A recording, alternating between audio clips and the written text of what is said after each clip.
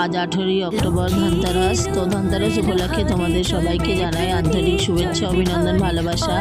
আজকের দিনটা তোমাদের কেমন কাটলো? আমার তো খুব ভালো কেটেছে। দেখো, আমি একটা রঙ্গোলি দিয়েছি, আর আমি সন্ধ্যেবেলা অনেক প্রদীপও জ্বালিয়েছিলাম, আর মেয়ের সঙ্গে বাজিও পুড়িয়েছিলাম।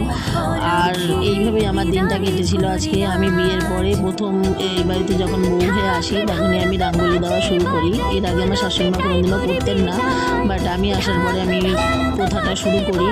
আর ধনতেরাসের দিন আমি এবার কোনো সোনা টোনা কিনিনি, মানে অনেকে সোনা কেনে, ঝাঁটা কেনে, নুন কেনে, কিন্তু আমি নুন, ঝাঁটা আর সাথে একটা ছোট্ট বজরংবলীর লকেট কিনেছি, যেটা তোমাদেরকে আমি পরের ভিডিওতে দেখাবো। তো টাটা।